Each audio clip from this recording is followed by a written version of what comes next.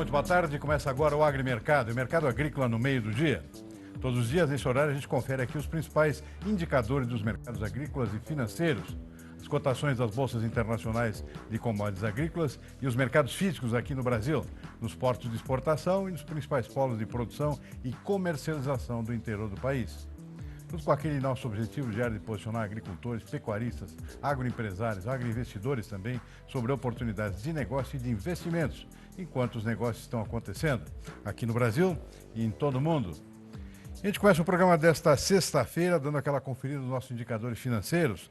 Dólar operando em alta nesse início de tarde, 0,4%. R$ 3,94 é a cotação da moeda americana neste momento. B3, a nossa Bovespa aqui, com o índice operando em queda, 0,3%. Lá fora, o dólar index, aquele indicador que mede o valor da moeda americana em relação a outras moedas fortes, que não é o caso do nosso real aqui, operando com queda, 0,2% nesse momento. E o petróleo está dando uma disparada aqui, 3,6% na Bolsa de Nova York, 2,3% na Bolsa de Londres, onde se opera o petróleo tipo Brent, que é referência para o mercado internacional. O mercado, desde ontem, reagindo positivamente aqui, uma iniciativa da Arábia Saudita, entre outros fatores aqui, que pretende fazer um novo corte, promover junto com os outros países da OPEP, promover novos cortes na produção de petróleo para tentar dar uma alavancada nas cotações da commodity, que vinha caindo ultimamente, refletindo, entre outras coisas, aí, o agravamento da guerra comercial entre China e Estados Unidos, que é ruim para a demanda de qualquer commodity, inclusive o petróleo. Commodities agrícolas, preço dos grãos na Bolsa de Chicago, operando positivamente nesta sexta-feira. Soja sobe agora 0,3%, trigo com o mesmo percentual, também de alta em relação a ontem. Arroz está estável e o milho é exceção, por enquanto operando com leve queda de 0,1%. Lembrando que ontem a bolsa subiu bastante, no caso da soja aqui, cerca de 16 pontos, refletindo um conjunto de fatores aqui, entre os quais aqui uma demanda um pouco acima do esperado por soja americana, e também a melhora dos preços do petróleo. Já ontem deram um novo ânimo aos mercados das demais commodities também. Foram esses alguns dos fatores que influenciaram positivamente nos preços da soja. E mais 2 ou 3 fatores, um deles é a preocupação com o clima nos Estados Unidos e muita expectativa com relação ao relatório do Departamento de Agricultura dos Estados Unidos, que sai nessa segunda-feira agora, com o primeiro levantamento de campo sobre a área efetivamente plantada com soja, com milho e com outros grãos nessa conturbada safra americana deste ano.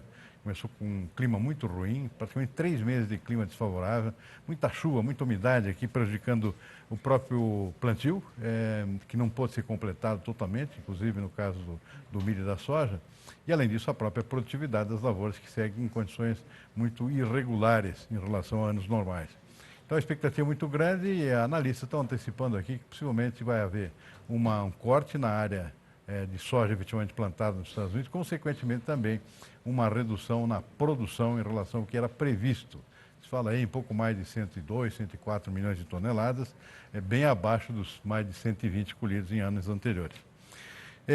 Bolsa de Nova York, café operando com alta de 0,3%, o açúcar está uma disparada agora, 3,1%, refletindo, entre outras coisas, essa alta do petróleo, que ajuda a empurrar para cima também açúcar, via etanol também, e, por outro lado, refletindo também a queda na produção de açúcar aqui no Brasil. A moagem cresceu na última quinzena agora, na última quinzena de julho, a gente vai dar esse dado daqui a pouquinho, mas a produção de açúcar caiu. E isso está se refletindo positivamente nos preços lá fora, já que se trata aqui do maior produtor e exportador mundial. Na outra ponta, nós temos aqui o algodão operando com queda, 1,3%, queda forte agora na Bolsa de Nova York.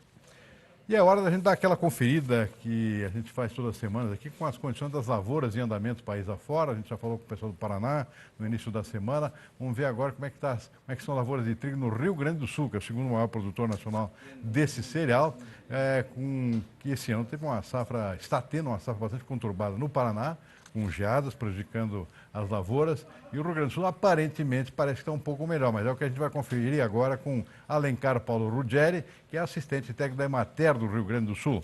Alencar, muito boa tarde, obrigado por nos atender aqui no nosso Agrimercado. Como é que está o nosso trigo aí no Rio Grande do Sul? Boa tarde.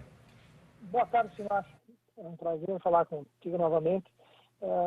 As condições de trigo, elas continuam assim dentro de uma normalidade, certo? Nós tivemos talvez algumas questões mais pontuais em relação até a própria presença de lagarta lá no começo, espodóptera, que é uma coisa que não é de rotina, certo? E em termos de condições climáticas, até o momento, assim, não é um ano ideal, mas ele não está nos causando transtornos em nível maior. E o produtor está bem capitalizado, tem feito boas condições das lavouras, então para nós, até o momento, está dando uma condição tranquila.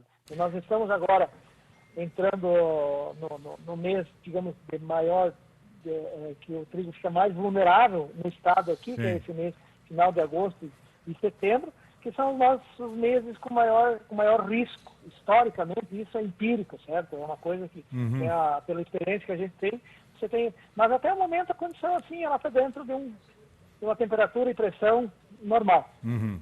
Como é que ficou a área plantada? Chegou a crescer ou ficou estável, hein? Olha, nós agora estamos recolhendo as últimas informações, que concluiu o plantio agora, quer dizer, Sim. nós estamos terminando, mas a princípio nós vamos ter um pequeno incremento da área no estado, que é fundamental essa questão do trigo num sistema de produção, onde você envolve o tripé que a gente sempre defende, que é o planejamento, o profissionalismo e a gestão, e aí envolve toda a atividade. Sim. Eu estou agora aqui em Frederico, no 45º dia do porco, quer dizer, nós temos todo um sistema de produção que a transformação ela é importante. Então, o trigo entra nesse contexto, o milho entra, e no tripé da gestão, do profissionalismo e do planejamento, aqueles produtores que estão trabalhando com esse tripé, o trigo então está se fortalecendo, assim como a própria cultura do milho, com bastante Sim. Profissionalismo. Perfeito. A perspectiva de produção, qual é que vocês tinham aqui no último levantamento, no caso do trigo?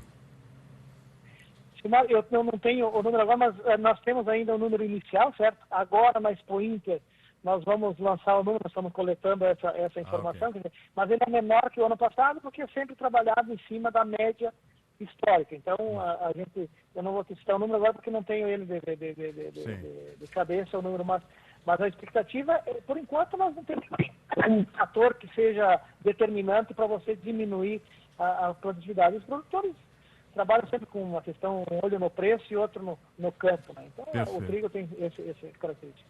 Bom, aí no Rio Grande do Sul agora já começa o plantio do milho, né? Milho verão, né? Principalmente no mês de agosto, setembro, já está iniciado em alguma região aí o plantio do milho, não? Já iniciou aqui, mas são pequenas áreas, né? Até Sim. porque nós tivemos 730 mil hectares no ano passado, nossa expectativa, quer dizer, você associa a expectativa com o meu desejo, né, de aumento dessa área, e eu acredito, nós temos feito um esforço, o governo tem nos dado um suporte na questão do milho, em cima também de embasamento de solo, de irrigação e armazenagem, que é o que a Emater tem trabalhado. Eu tenho convicção, tá? Vai mais do que a expectativa de que nós consigamos avançar a área do milho no estado, também calcado em cima daquele, a gente tem trabalhado forte nessa questão da rotação de culturas, porque a situação da própria necessidade de você fazer a rotação, aqueles produtores que trabalham com mais profissionalismo, Sim.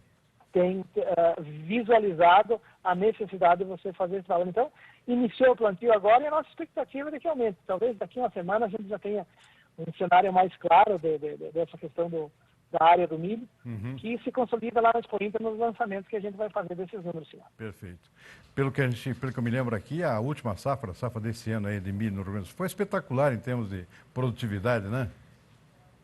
Sem dúvida, foi a nossa melhor safra, quer dizer, hoje o estado nós temos um déficit ainda de milho, certo? E aí quando você está junto com o pessoal da suinocultura, da avicultura, hoje especificamente da suinocultura, você vê assim, ó, a importância que o governo do estado tem posto esforço para nós poder ter uma suinocultura forte, Sim. certo?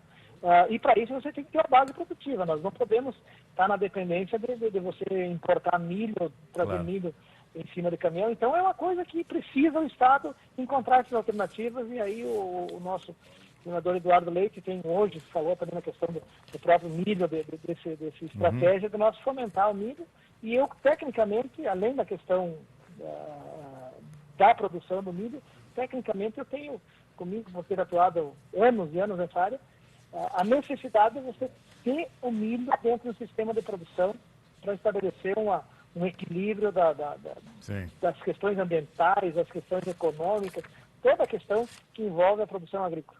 Perfeito. Muito bem, eu conversei com o Alencar Ruggeri, ele é assistente técnico da Emater, lá do Rio Grande do Sul, falando aqui sobre as condições das lavouras no estado. Alencar, muito obrigado pela participação aqui no nosso programa, um bom final de semana para você, até a próxima, hein?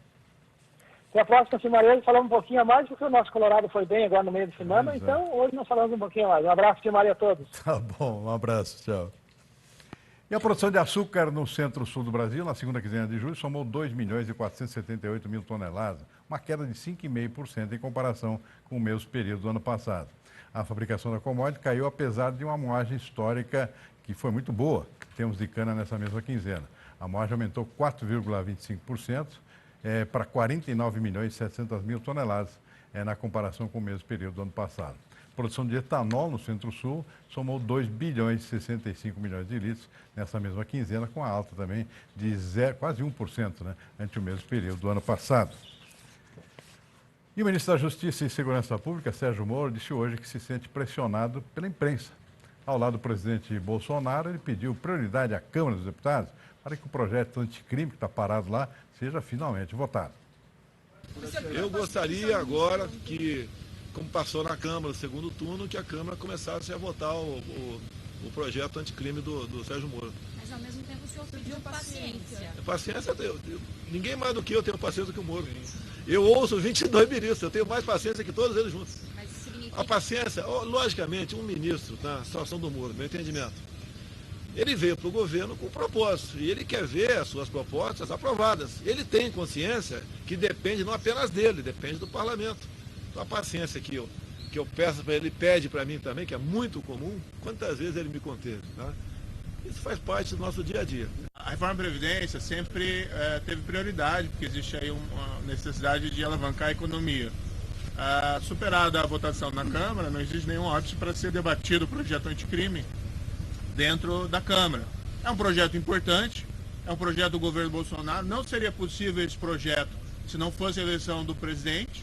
Né? Se tivesse tido outro resultado na eleição, provavelmente a gente estaria discutindo anistia criminosa, alguma coisa assim. Na verdade, nós estamos discutindo um projeto que fortalece o combate ao crime. E esse projeto foi muito discutido com o presidente. Né? Tem a aprovação do presidente, é um projeto do governo. Você se sente pressionado de alguma maneira? Pressionado? Sim. Não, talvez pela imprensa. E o presidente Jair Bolsonaro negou hoje que o governo irá recriar a CPMF. Pela proposta de reforma tributária em elaboração no Ministério da Economia, uma contribuição seria criada para compensar a desoneração da folha de pagamento em todos os setores da economia. O que ele quer mexer é tudo proposta, não é? Não vai depois dizer lá na frente que eu recuei, tá? Tudo é proposta, nós queremos facilitar o imposto de renda, aumentar aí a base, né? Acabar com algumas deduções, diminuir o imposto máximo, 27,5, diminuir um pouco. Essa que é a ideia, facilitar. Que grande parte paga imposto de renda e recebe. Para que essa brutal democracia? E nós sabemos também que, não são todos, né? Muita gente arranja nota fiscal para justificar a educação, saúde. Diz que acabar com isso aí simplificando. Vai ter imposto sobre movimentação financeira? Não, olha, CPMF que eu posso falar, não. CPMF. Análogo à CPMF, por exemplo. Olha, hoje em dia não pode falar análogo, né, amor? Tem muita coisa análoga por aí, né? Quando tiver uma proposta concreta vai ser apresentada, não tem nada, né? Tem muita coisa análoga por aí. Já saiu nos jornais a recriação de imposto sobre operações financeiras. Aí vocês me colocam numa situação que eu não gostaria de falar. Vamos fazer um rápido intervalo, a gente volta em seguida e falar sobre o mercado de feijão. Está se aproximando da próxima safra de feijão, feijão das águas. A gente vai conversar aqui com o Marcelo Lidas, que é especialista nessa área. Fique aí que a gente já volta. Estamos de volta com o Agrimercado, mercado agrícola no meio do dia. E o nosso assunto agora é mercado de feijão. Eu vou conversar sobre esse tema com o Marcelo Lidas, que é presidente do Instituto Brasileiro do Feijão e Pulses, o IBRAF. Marcelo, muito boa tarde, muito obrigado por nos atender aqui no nosso Agrimercado. Pelo que eu estou vendo aqui pelos preços, o mercado de feijão segue com preços firmes, né, Marcelo? Muito boa tarde. Boa tarde, Silmar. Boa tarde, produtores. Sim, é verdade, os preços se mantiveram estáveis aí no mês de julho. Entrou o mês de agosto também com uma certa estabilidade, ao redor de R$160 por uma mercadoria recém-colhida em Minas. Em Goiás, alguma coisa menos pela diferença de ICMS. Hoje, por volta aí de R$160, R$165. É claro que é um período do mês em que normalmente há uma diminuição no consumo, mas nós acreditamos que o produtor está bem informado e muito provavelmente vai procurar defender esse nível de preço aí até a virada do mês. Ô Marcelo, como é que está o ânimo do produtor para a próxima safra? A safra das águas está chegando aí, não sei se já tem plantio acontecendo. O ano passado nós tivemos uma redução de área nessa primeira safra, né? Qual é a tendência que você está enxergando para essa nova temporada aí? Olha, nós acreditamos que a tendência de redução deve continuar, porque os produtores, quando tem aí uma alternativa como a soja na primeira safra, é interessante, porque depois tem o vazio sanitário. Aí eles entram na segunda safra fazendo uma área maior. Muito provavelmente essa tendência deve continuar. Isso tem feito com que o momento de bom preço nos últimos 2 anos acabe acontecendo no primeiro trimestre do ano. Justamente por causa dessa tendência, né, do produtor aproveitar no calendário para fazer esse plantio. É verdade, no mês de agosto começam os trabalhos aí de preparação da terra e plantio também no Paraná, algumas vezes até um pouco antes no Vale do Rio, Ivaí. Isso acaba acontecendo, mas não chega a ser significativo. Esse é o cenário. Perfeito. Marcelo, falando um pouquinho de exportação, como é que está o nosso desempenho em termos de exportações? Faz um tempo que a gente não fala sobre isso. O nosso feijão calpi, por exemplo. Olha, o ano passado nós chegamos aí a 162 mil toneladas exportadas, sendo que foram exportadas para cerca de 75 países. Lembrando que em 2010 começou lá com 20 mil toneladas, então o crescimento foi bastante importante. Esse ano nós temos uma tendência de diminuir um pouco o volume total, porque os produtores entenderam que o preço praticado no ano passado não era interessante para o feijão calpi, por isso diminuíram a área na segunda safra, principalmente no Mato Grosso, onde existem as áreas mais importantes aí de plantio. Então, nós devemos fechar o ano com um volume menor, porém com uma diversificação crescente, né? Nós temos aí a cada ano uma diversificação em número de países e também das variedades. Os produtores plantaram esse ano, por exemplo, mais feijão rajado. Um sonho antigo do setor vem sendo consolidado, que é o fato de existir um contrato de plantio. Então, nesses feijões para exportação, isso tem acontecido, no feijão mung, no feijão azuki, no feijão rajado também. Isso começa a dar uma outra cara para o mercado de feijão no Brasil, porque diminui aquela concentração, né, que o produtor tinha de plantar somente feijão carioca e preto. Falando nisso, você dirige um instituto que também cuida de outros produtos chamados pulses, que eu imagino que inclua, sei lá, ervilha, grão de bico, etc. Como é que está esse tipo de mercado? Tem havido, eu ouvi alguma notícia de expansão em termos de produção, inclusive, por exemplo, lá no leste do Mato Grosso, no Vale do Araguaia, uma expansão na produção desses outros produtos aqui, parentes do feijão. Como é que está essa situação, Marcelo? Olha, essa diversificação ela vai atingindo não somente os pulses, né? Nós ainda carecemos de pesquisa na área de lentilhas e talvez de ervilhas para se tornar mais interessante para o produtor. Grão de bico, já a gente vai alternar anos de mais oferta, menos oferta, mas a tendência é que o grão de bico ganhe espaço nos próximos anos no Brasil. A região do Vale do Araguaia é privilegiadíssima, ainda mais nas questões de logística e pelo que vem se desenhando, saída pelos portos do norte também, talvez em containers, isso está sendo trabalhado. E um outro produto dentro das colheitas especiais, aquilo que nós chamamos de colheitas especiais, são os grãos que não são, ou sementes, né, que não são pulses e que não fazem parte das grandes commodities, como, por exemplo, o gergelim. O gergelim apresentou esse ano um bom resultado para os produtores naquela região de Canarana, né? Canarana hoje é a capital do gergelim do Brasil, e essa cultura deve expandir o ano que vem. Existe um mercado mundial crescente, com boa demanda, e a expectativa é que mais esse item seja agregado aí na nossa pauta de exportações. Muito bom. Diversificação é sempre bom, diminui riscos, né, e aumenta a oportunidade de negócio aqui para esse setor.